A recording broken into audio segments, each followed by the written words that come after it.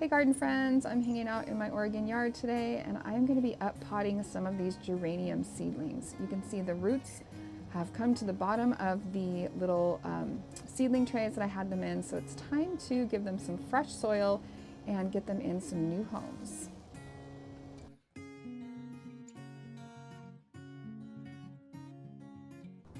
So when I'm doing my up potting, I like to use these little mini garden shovels, and I'll put a link to them in the description. They just make life a lot easier.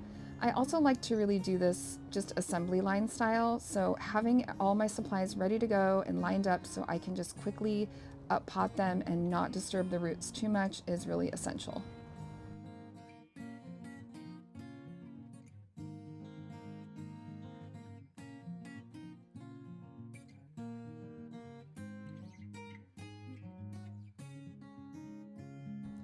So there's a couple different reasons why it's important to up pot your seedlings at some point. One of those is because of soil, the kind of soil that I used.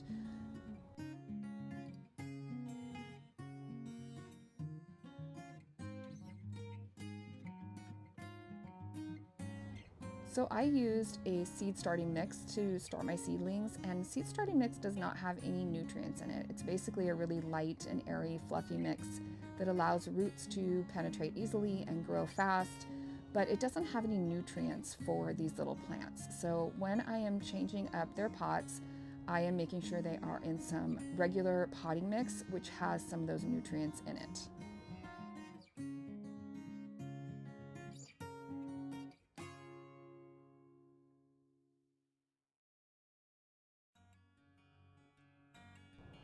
Another reason it's time to up pot these is they were drying out really quickly, which means the roots are just running out of space, and the plant leaves are not able to get enough water quickly.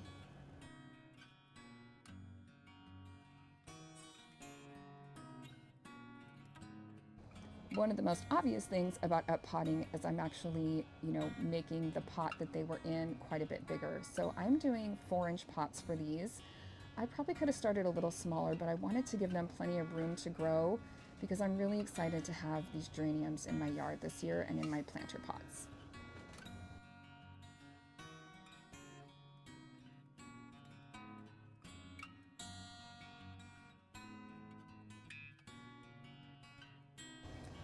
So I'm on my second tray now of, this is a different variety of geraniums. So I'm trying 3 different types this year, and I'm super excited to see how they turn out.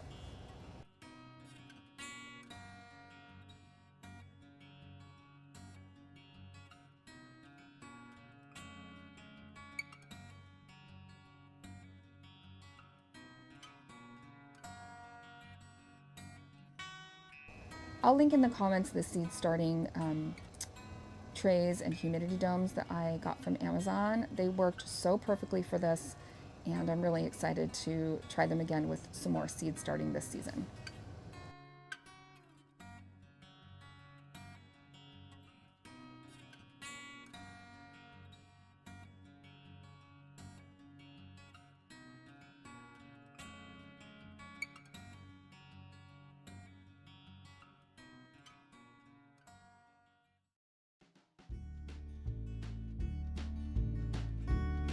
So once you've got your seedlings in here, it's important you kind of need to do a little strangling. So you kind of position your fingers around, push down, and make sure that the plant is well seated in its new home before you start to water everything in.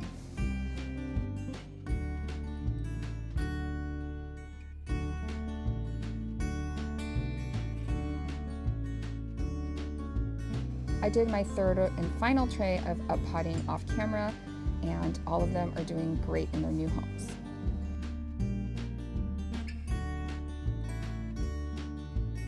So I took them outside to give them a little drink and water them in. Now I'm not fertilizing yet, but the next big watering I do for these, I will add a little bit of fertilizer for them just to help them really establish in their new homes and put on some new growth.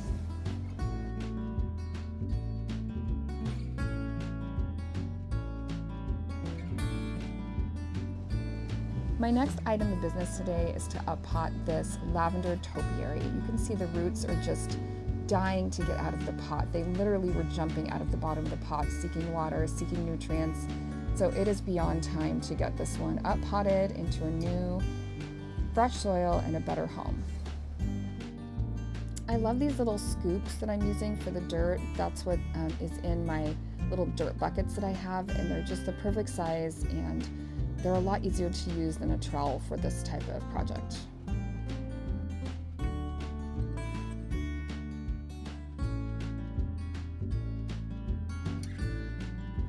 I was actually kind of shocked at how root bound this plant was. So I took a minute and tried to scratch up the root ball and sort of break that habit of the roots before putting it into its new home. Next up, I took my clippers and gave it a bit of a haircut. Now, I was a little hesitant to do this just because I wasn't sure if I was cutting off this year's lavender blooms, which I'm still not sure about, but I did decide to trim it a little bit, and it also had a lot of kind of dead growth in the center that I cleaned out.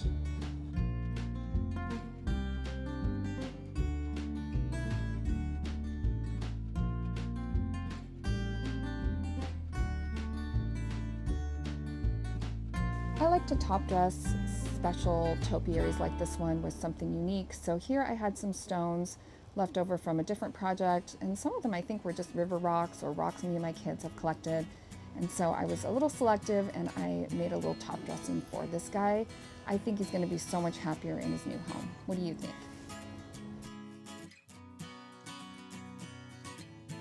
My next up potting project today is my olive tree. So I got this olive tree last year and put it in this pot, but it is way too small for it. So you can see it's totally root bound and needs a better home. So if you like this pot I'm using, it's actually from Walmart and I love it. It's got kind of this modern vibe and it's just got these swirls on it and it's really pretty. So you can find it at Walmart and yeah, I think you should go get it because it's cool. So I decided pretty quickly I needed a little bit more dirt in the bottom of this pot. Now I am potting this quite a bit into a bigger pot, but this is also a tree. So I think that it's going to be fine. I do want to watch the water and make sure I don't overwater it because more soil equals longer time that soil will hold on to moisture. So I want to make sure the roots don't rot. So I will be careful with this in the next couple weeks and, hopefully it will do great in its new home. I had a little helper in the greenhouse today. Max was very interested in what I was up to and decided to come and say hi.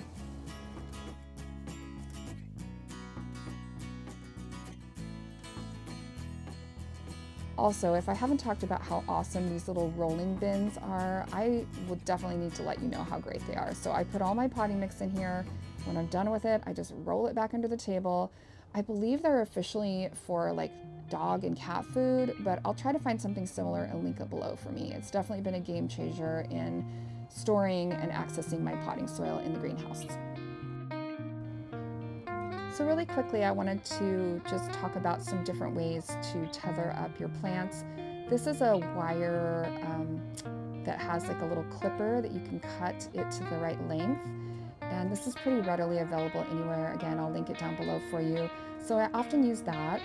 The other one I like is this one. Now this one is more padded, so it kind of has this foam coating on it and it is a little better for things like trees, things that are going to be in that shape for a long time because it does have some padding. It also bends really, really easily. So I try to always reuse these for different plants. And then they also sell this, which is kind of like a Velcro material, which I also like. This is a good one for lots of different things, and I use this a lot in my garden. A couple last steps for this olive tree today are going to be to remove the tape that was there from the grower. I'm reusing the same stake, but I'm switching out the material and using the padded tethering material and using that to kind of straighten up this olive tree.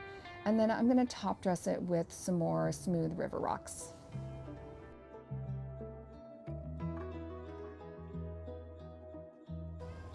So thanks for hanging out with me and up potting some plants in my greenhouse today. I hope you enjoyed the video and that it motivated you to spend some time with your plants. If you need me, I'll be hanging out in my Oregon yard. See you later. Bye.